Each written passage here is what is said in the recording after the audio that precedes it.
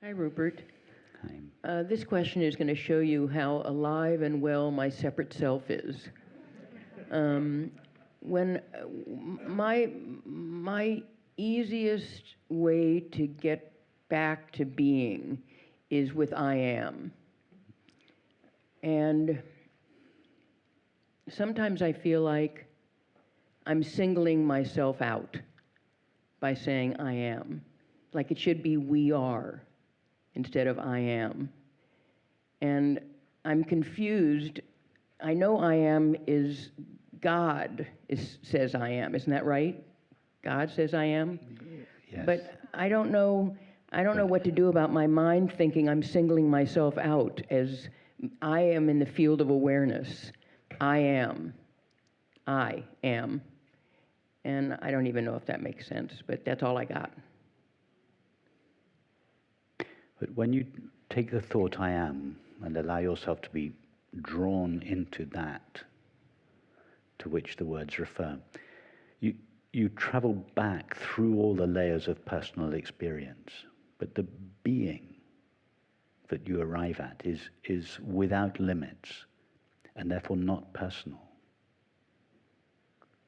I wonder if I go back that far. I wonder if I do. There's only one being. It's like if you were to explore this room, you start exploring the walls and the people and the curtains and the lights and the carpet and the furniture. You start exploring everything. But sooner or later, when you'd explored everything, all the things that you'd explored, that they'd all be limited and unique, particular at least to this room. But eventually you'd end up, when you'd explored everything, you'd end up with a space. And then if you explored the space, you'd realize it wasn't conditioned by or limited to any of the objects that you were previously exploring. Well, it's the same. You go inside yourself, you first come to thoughts. They're personal and limited.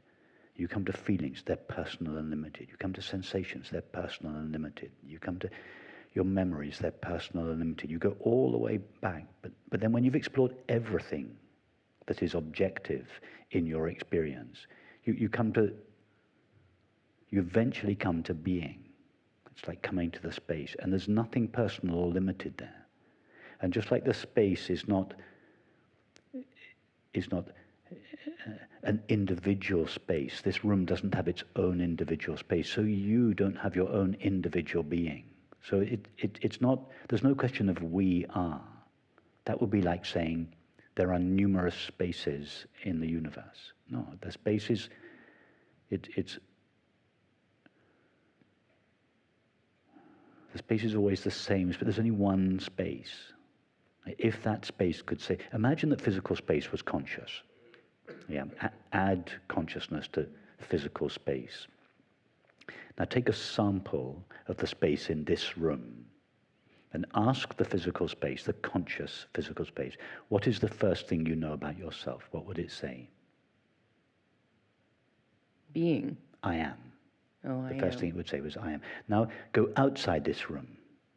Take a sample of the space, the universal space, not the apparently limited space in this room. Go outside. Go up into the sky. Take another sample of the space. It's a conscious space. What is the first thing it would say about itself?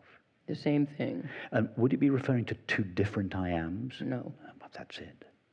That's it. When anybody takes the thought I am and allows that thought to take them to their being, they go to the same space. If the space in your kitchen at home were aware of itself, the first thing it would say about itself was I am.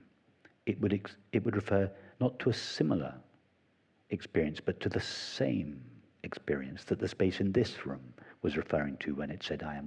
When we say I am, when your cat, if your cat could speak, would say I am. When this glass, if this glass could speak, says I am. If God could speak, would say I am. They would all refer to the same being. So you're not singling, when you say I am, you're not singling yourself out as an individual being. You are going to that which you share with all beings and all things. But you're right, that one is all alone. It is all by itself. there are no other beings alongside it. So it is single, but not in the sense that you previously said. You previously suggested you were singling yourself out as a separate self amongst numerous other separate selves. No, infinite being is single because there are no other beings alongside it. And that singular infinite being shines in your very intimate experience as the feeling of being or the knowledge I am.